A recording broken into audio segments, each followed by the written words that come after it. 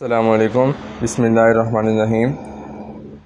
The bony features of the middle part of Norma Basalis are discussed in the previous video. Now we are going to discuss about the attachments on the Norma Basalis. This is a pharyngeal tubercle. This tubercle provides attachment to the raphe, which provides insertion to the upper fibers of superior constrictor muscle. This insertion of superior constrictor muscle on the pharyngeal tubercle, and this area is below the pharyngeal tubercle. This area forms the roof of nasopharynx and supports the pharyngeal tonsils. And on the lateral side of pharyngeal tubercle, longus capitis muscle is inserted here, and behind the longus capitis muscle, rectus capitis anterior muscle is inserted here, and the third muscle is the rectus capitis lateralis muscle. We will discuss in the posterior part of the Norma Basalis. And now we see the attachments on the medial pterygoid plate. The posterior border of the medial pterygoid plate possesses a small triangular elevation at the middle. This elevation is called the processus tuberous. This elevation. This elevation is called the processus tuberous. This elevation provides attachment to the pharyngo-basilar fascia. This elevation provides attachment to pharyngo-basilar fascia, and the lower part of the medial pterygoid plate and the pterygoid hamulus. This provides attachment to the superior constrictor muscle.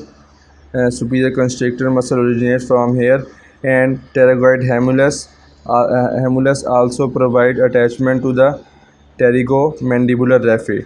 Pterygomandibular raphe is also attached to the mandible, and its attachment is on the pterygoid hamulus. Now we are going to discuss about the attachments on the lateral pterygoid plate. The posterior border of the lateral pterygoid plate possesses a pterygospinous process. This pterygospinous process provides attachment to pterygospinous ligament, and the lateral surface of lateral pterygoid plate provides origin to lower head of lateral pterygoid muscle, and the medial surface provides attachment to deep head of medial pterygoid muscle, and a small superficial head of medial pterygoid muscle is originated from the pyramidal part of palatine bone. This is a pyramidal part of palatine bone, and from this medial pterygoid muscle also originates. The infratemporal surface of the greater wing of sphenoid provides attachment to the upper head of lateral pterygoid muscle, and the spine of sphenoid. This is the spine of sphenoid is related laterally to the auriculotemporal nerve. Auriculotemporal nerve passes from here, and from medially chorda tympani nerve and auditory tube passes from medial aspect. This is the spine of the sphenoid bone, and anterior aspect of the spine of sphenoid gives posterior fibers of the tensor velati palatini muscle, tensor velli palatini muscle, and tensor tympani muscle. From this its anterior aspect, tensor velli tympani, tensor velli palatini, and tensor tympani muscles. These muscles are attached here. This is the inferior surface of the petrous part of temporal bone. This surface provides attachment to the levator velli palatini muscle. This surface. These are the attachments on the middle part of the Norma Basalis. Now we are going to discuss about the posterior part of the Norma Basalis. The posterior part possesses the foramen magnum, the external occipital crest and external occipital protuberance, and the knuckle lines. First of all, the foramen magnum. Foramen magnum is opens superiorly into the posterior cranial fossa and inferiorly into the uh, vertebral column. It is oval in shaped. It is oval in shape, but it is wider behind and narrower anterior. And from the posterior margin of the foramen magnum, this crest starts. This crest is called the external occipital crest. At the lower border of external occipital crest, this is the there is protuberance. This is called external occipital protuberance. From the external occipital protuberance, the superior there originates two curved lines. These are called the superior knuckle lines, and between behind the superior knuckle lines, at the middle of the crest, the inferior knuckle lines originates, and sometimes above the superior knuckle line some other lines are also present. These are called the highest knuckle lines. Now we will see the lateral area of the posterior part of Norma Basalis. The lateral area shows the condylar part of the occipital bone and the squamous part of the occipital bone. The condylar part possesses the occipital condyles on the lateral sides of the foramen magnum anteriorly. These condyles are directed forward and medially, and they are oval in shape, and they articulate with the superior articular facets of atlas vertebra and forms atlanto-occipital joints at here. Atlanto-occipital joint. Anterior to the condyles, there are the two canals on each side, one canal on each side. This canal is called the hypoglossal canal, which possesses the hypoglossal nerve. This is the hypoglossal canal, or the anterior condylar canal. And behind the condyles, the one canal is also present on each side.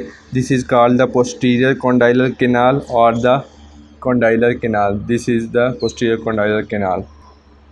And on the lateral side of the condyle, this process is called the jugular process of the occipital bone. This is forming the posterior boundary of the foramen jugum, yeah, or jugular foramen. Jugular foramen is large and oval foramen. It is directed forwards and medially, and it is placed at the junction of petrous temporal bone and the occipital bone at the petro-occipital suture. At the posterior end of the foramen, its anterior wall is hollowed to form the jugular fossa. There is hollow. This is the jugular fossa, and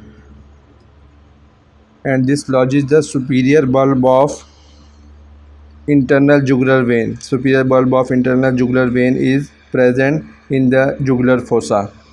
The lateral wall of the jugular fossa is pierced by a small canal, the mastoid canaliculus. It is not clear here. At this point, the mastoid canaliculus is also present. Near the medial end of the jugular foramen, this is the jugular notch, and at the apex of this notch, there is opening. This leads to the cochlear canaliculus. This opening leads to cochlear canaliculus. Between the jugular fossa and the carotid canal, tympanic canaliculus opens.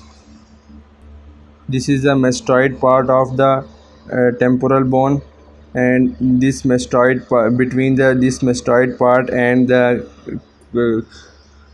styloid process, there is a foramen. This foramen is called the stylomastoid foramen. These are the bony features of the posterior part of the Norma Basalis. Now we will study about the attachments on the posterior part of the Norma Basalis. On the margins of foramen magnum, anterior atlanto-occipital membrane is attached, and the posterior atlanto-occipital membrane is attached. The alar ligaments are attached on the medial roughened margin of the condyles, and the